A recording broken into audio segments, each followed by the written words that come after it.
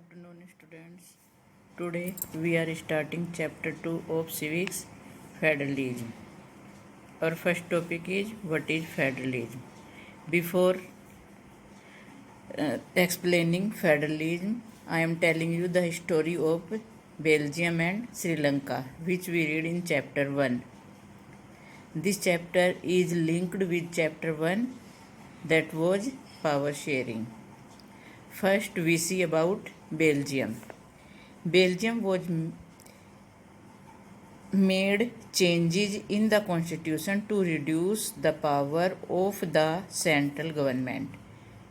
Belgium ने अपने constitution में जो चेंजेस किए थे वो सेंट्रल गवर्नमेंट की पावर को कम करने के लिए किए थे.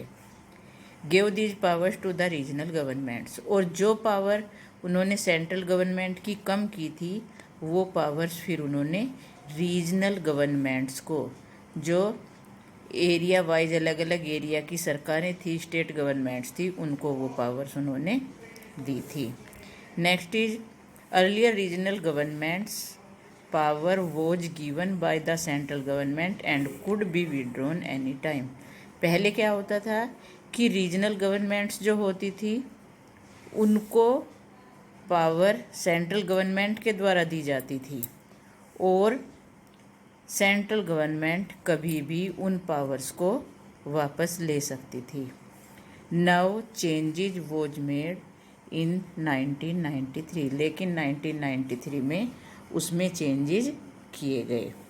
According to this regional governments were given constitutional power, और इसके आधार पर क्या हुआ कि रीजनल गवर्नमेंट्स को अब जो पावर दी गई वो कॉन्स्टिट्यूशनल पावर थी, यानी कॉन्स्टिट्यूशन में बदलाव करके, अमेंडमेंट करके ये पावर दी गई थी. पहले पावर सेंट्रल गवर्नमेंट के द्वारा दी जाती थी और अब पावर कॉन्स्टिट्यूशन के द्वारा दी गई. Now these governments were no longer dependent on central government. अब ये गवर्नमेंट्स जो स्टेट गवर्नमेंट्स थी, रीजनल गवर्नमेंट्स थी, अब ये सेंट्रल गवर्नमेंट पर डिपेंड नहीं थी.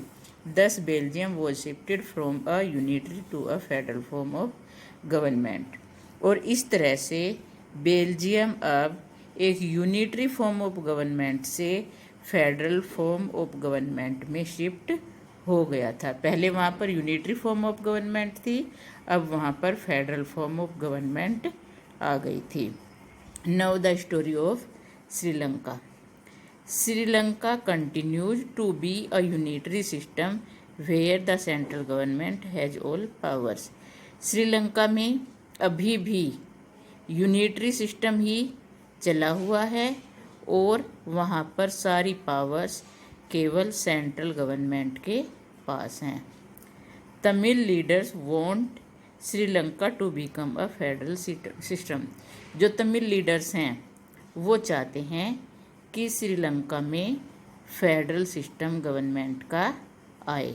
अब हम देखते हैं कि पावर शेयरिंग में कौन कौन से अरेंजमेंट किए गए थे. पावर शेयरिंग में पावर को कैसे डिवाइड किया गया था. तो यहाँ पर हम देखते हैं पावर शेयरिंग वो divided into 4 sections. First is the organs of the government. First, power is shared among the organs of the government. These organs are legislature, executive and judiciary. These three are on the same level and have equal power. Second is power is divided among the levels of the government. These levels are like this vertically, and central government is on the top, after that state government, and at last are the local government. That means central government has more power, after that state government, and then local governments. Third is power sharing among different social groups. Power को अलग अलग social groups में divide किया गया, जैसे religious groups, या फिर linguistic groups. Linguistic groups अलग लैंग्वेज बोलने वाले group. Fourth is power sharing among political parties. Political parties में पावर को शेयर किया जाता है, प्रेशर ग्रुप्स में पावर को शेयर किया जाता है और मूवमेंट्स में पावर को शेयर किया जाता है। These were the 4 sections of power sharing, and today the federalism is based on the second part, level of the government. Now we will understand the meaning of the federalism. What is federalism? Federalism is a system of government in which the power is divided between central authority and various constituent units of the country. Federalism government का वो system है जिसमें power को central authority, central government और बहुत सारी constituent units, constituent जो constitution में यूनिट बनाई गई हैं, स्टेट गवर्नमेंट्स बनाई गई हैं, उनमें डिवाइड किया जाता है। नेक्स्ट, अ फेडरलिज्म हैज 2 और more level of the government. Federalism में गवर्नमेंट के 2 लेवल होते हैं या कई बार 2 से ज़्यादा लेवल भी होते हैं। The central government is for the entire country. जो सेंट्रल गवर्नमेंट होती है वो पूरे देश के लिए होती है। It is responsible for common national interest. और ये किसके लिए रिस्पॉन्सिबल होती है? जो नेशनल इंटरेस्ट के सब्जेक्ट होते हैं, नेशनल लेवल के जो सब्जेक्ट होते हैं, जो पूरे राष्ट्र के लिए स्वीकार्य होते हैं, पूरे राष्ट्र के लिए काम जिन पर करना होता है, उनके लिए सेंट्रल गवर्नमेंट रिस्पॉन्सिबल होती है। Next is other governments at state level look after day to day administrations. जो दूसरी गवर्नमेंट्स होती हैं, स्टेट लेवल पर जो गवर्नमेंट्स होती हैं, वो अपने स्टेट के डे टू डे के एडमिनिस्ट्रेशन को देखती हैं, यानी रोज़मर्रा क्या उन्हें काम करना है, कैसे करना है, उन सारी चीज़ों को देखती हैं। Both levels are interdependent to each other. और दोनों ही लेवल गवर्नमेंट के, state government and central government, दोनों एक दूसरे इंडिपेंडेंट होते हैं एक दूसरे से। एक दूसरे के कामों में कोई भी इंटरफेयर नहीं करता है। Now differentiation between federal and unitary form of government. In last section we read about unitary government and federal government. Now we will differentiate the both federal form of government and unitary form of government. One level of government